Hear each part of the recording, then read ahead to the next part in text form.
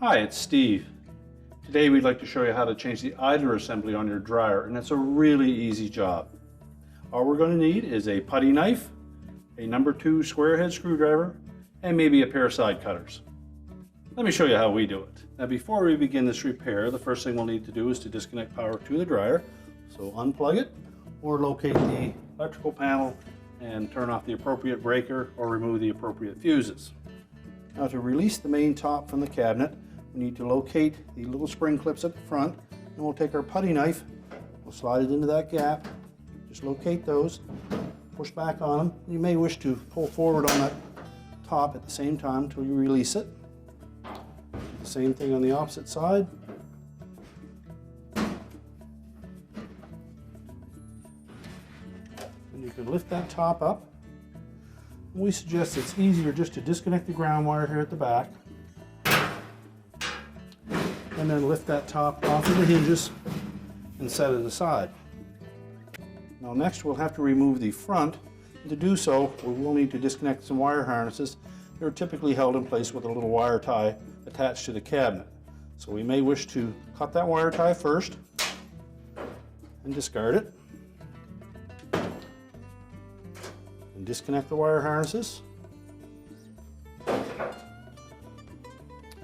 And then we'll locate 2 screws that secure that front panel to the front of the cabinet and remove those.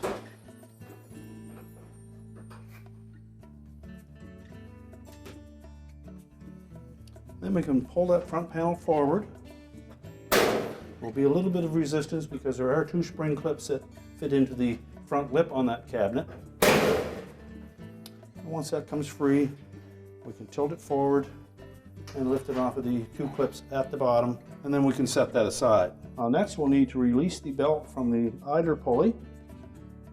We're just going to reach in on the right hand side over top of the blower housing. Reach back in there until you feel the belt. Follow the belt down until you feel the motor pulley. The belt wraps around the motor pulley, comes back up on the left side of that, and then rolls over top of the idler pulley. Now to remove the belt, we'll need to release the tension on the idler assembly here. So we're just going to pull that towards the center of the drum. That will release the tension on the belt, and we can roll it off of the motor and the idler. Once the belt is released,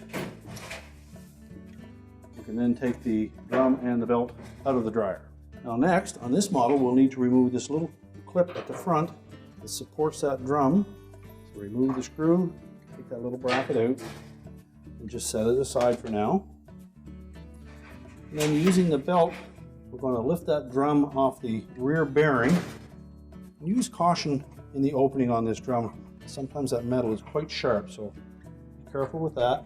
We're just going to lift up sharply at the back of the drum, release it from the bearing, and we're going to tilt it out through the opening.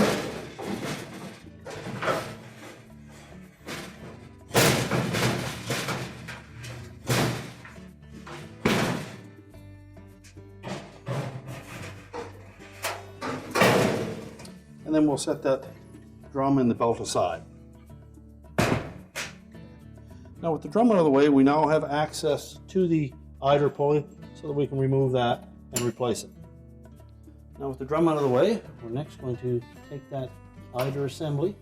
We're just going to lift it off the pivot bracket, rotate it out, and we need to disconnect the tension spring. We'll discard the old idler assembly. We'll take our new one, make sure that spring is hooked into place. We've gone ahead and put a little bit of grease on that hook so that it will pivot freely in its pivot position, and then just set it back on. We'll also show you how the belt fits around the motor pulley and the idler pulley, so you'll have an idea of how to put that on when the drum is in. We'll also show you how to install the belt, the configuration that it wraps around the motor pulley and the idler pulley, because you won't be able to see that when the drum is in place. So essentially the belt rib side will wrap around the motor pulley, The left side will roll over top of the idler. The right hand side will come up on the right hand side of the drum, and the left side will pull around the bottom of the drum and up the left side. And that provides the tension on that belt. We're now ready to put the drum back in the dryer.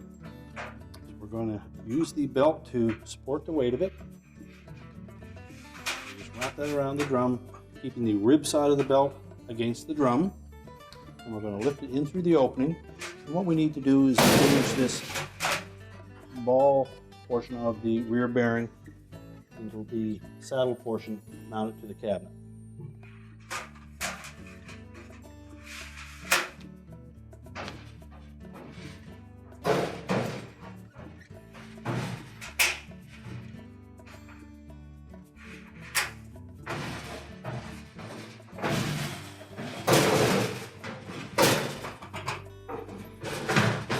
Once we're completely in the cabinet, we're going to lift that drum high enough that it'll sit into the top portion of that rear bearing, and then let it set down into place. We'll roughly line that belt up with the marks on the drum so that we can attach it to the motor pulley and the idler pulley through the front opening. Now to reinstall the belt, we need to reach in, locate the belt, idler pulley, and the motor pulley. I find wrapping the belt around the motor pulley first and then pulling that idler pulley to the center will give us enough slack that we can push the belt over top of the pulley.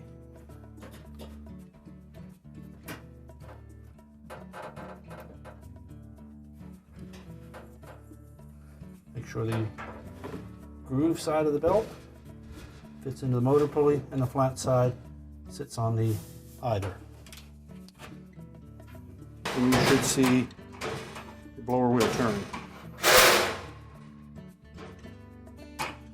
Next we'll put the front drum support in place.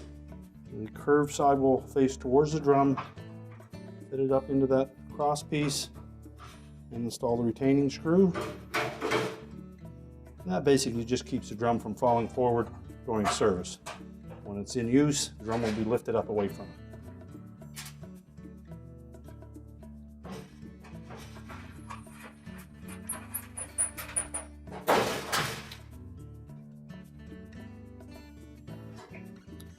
And now we're ready to put the front panel back on.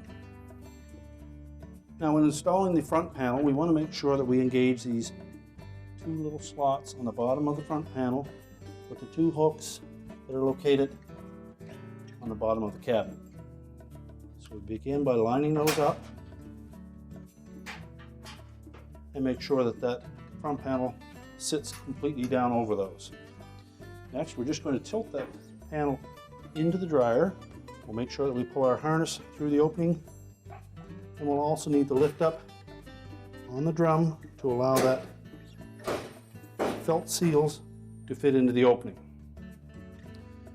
The spring clips should line up with the square openings in the cabinet. You can just press those into place. And that will hold it until we can put the retaining screws in. So next we'll install those two retaining screws for the front panel.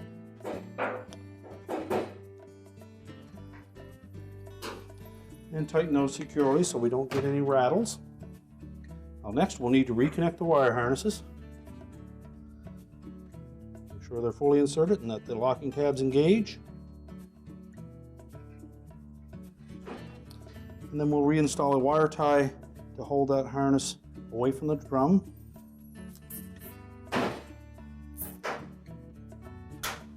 Next we'll put the main top back on. So we'll engage those slots at the back onto the hinges, pull them up over the raised portion of the hinge,